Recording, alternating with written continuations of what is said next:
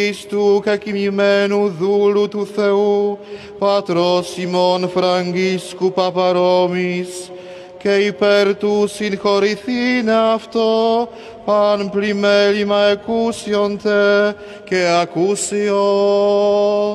Κύριε ελέησον, Κύριε ελέησον, Κύριε ελέησον.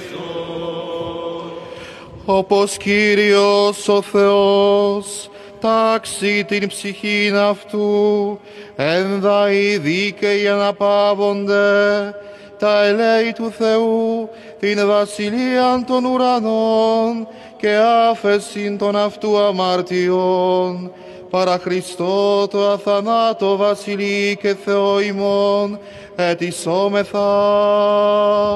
Παρά